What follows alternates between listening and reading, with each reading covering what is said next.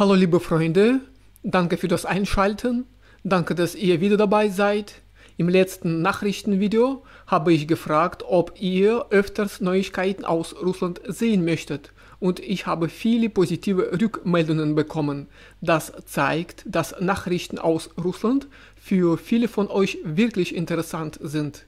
Deshalb habe ich beschlossen, zusätzlich mittwochs oder donnerstags ein weiteres Video mit Nachrichten zu machen, wenn es spannende Themen gibt. Heute habe ich eine Sonderausgabe für euch. Ich hoffe, die Nachrichten kommen bei euch gut an. Also, los geht's! Russland überdenkt den Umgang mit streunenden Hunden. In immer mehr Regionen Russlands wird die Einschläferung herrenloser Hunde erlaubt.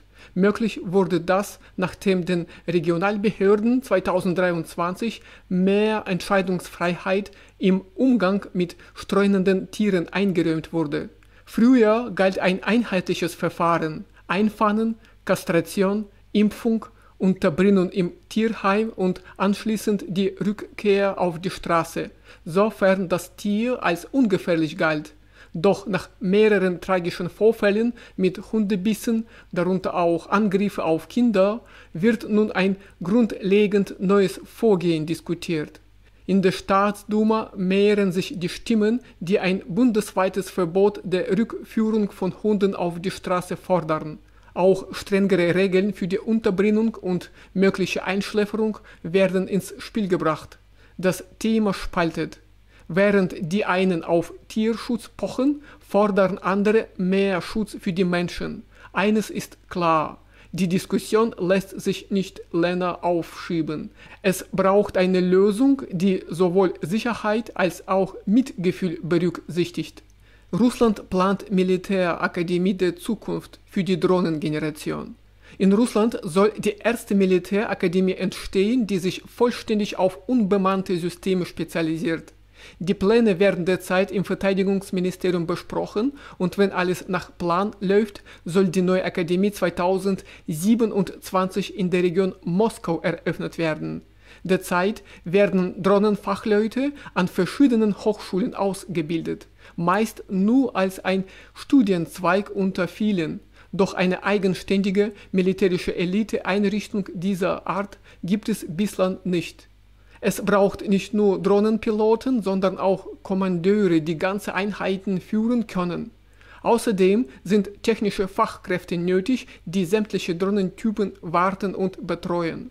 Und natürlich Offiziere mit Planungsfunktion, die taktische, operativ-taktische oder sogar strategische Einsätze konzipieren, in denen Drohnen eine Schlüsselrolle spielen. Das erklärte der Militärexperte Alexei Leonkov.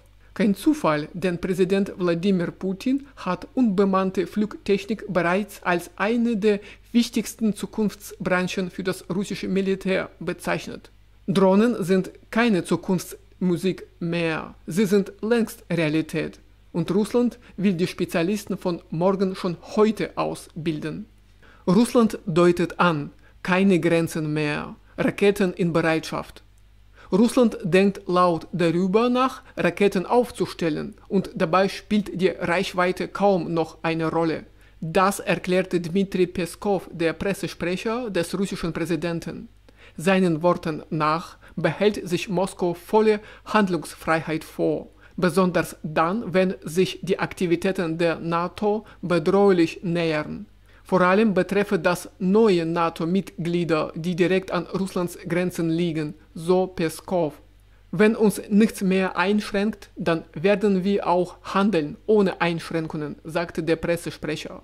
Konkret geht es dabei um die mögliche Stationierung von Mittel- und Kurzstreckenraketen. Eine überraschende Entdeckung auf dem Dachboden. Es klingt wie eine ganz normale Geschichte. Ein Mann kauft ein Haus im Dorf Juki bei Sankt Petersburg, um es zu renovieren und vielleicht ein neues Leben auf dem Land zu beginnen. Doch alles änderte sich, als er den Dachboden betrat. Dort, unter einer Schicht Staub und der Last der Zeit, erwartete ihn eine echte Zeitreise, eine historische Entdeckung. Helme, Waffenreste, Munition und sogar Dosen mit Schießpulver lagen offenbar seit dem Zweiten Weltkrieg dort verborgen. Der Hausbesitzer zögerte nicht lange und informierte sofort die Polizei. Die Munition wurde sichergestellt und zur Untersuchung geschickt. Interessant ist, dass das Haus zuvor einer älteren Dame gehörte. Vielleicht wurden die Diener einst von ihren Verwandten versteckt. Das ist kein Einzelfall. Kürzlich wurde auch im Zentrum von Moskau bei Bauarbeiten eine Granate aus Kriegszeiten entdeckt.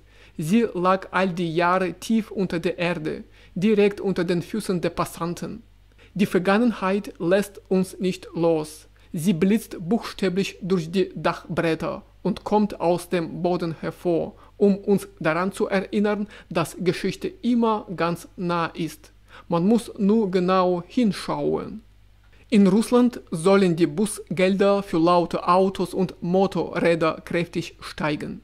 Bisher liegt das Bußgeld für zu laute Fahrzeuge bei 500 Rubel. Bald könnte es mindestens 10-mal so hoch sein, also mindestens 5000 Rubel. In manchen Regionen sogar noch mehr, aber höchstens 30.000 Rubel. Der Grund für diese deutliche Erhöhung ist eine neue Technik namens E4. Dieses Gerät kann den Lärm nicht nur aufzeichnen, sondern auch direkt auf der Straße messen. Die Zertifizierung erhielt es im Januar vom Rossstandard. Gesetzgeber wollen die erste Lärmkamera nutzen, um gegen Störer vorzugehen. In Moskau gibt es sogar Vorschläge, Fahrern bei zu viel Lärm den Führerschein zu entziehen. Das ist aber eine sehr strenge Maßnahme, die nur zum Einsatz kommen soll, wenn andere Schritte nicht wirken. Also dürfen wir uns wohl bald auf ruhigere Straßen in Russland freuen, was besonders die freut, die Wert auf Ruhe und Komfort legen. Also, liebe Freunde, das war's für heute. Vielen Dank, dass ihr bis zum Ende dabei geblieben seid. Ich wünsche euch alles Gute und wir sehen uns bald wieder auf meinem YouTube-Kanal. Auf Wiedersehen. Tschüss.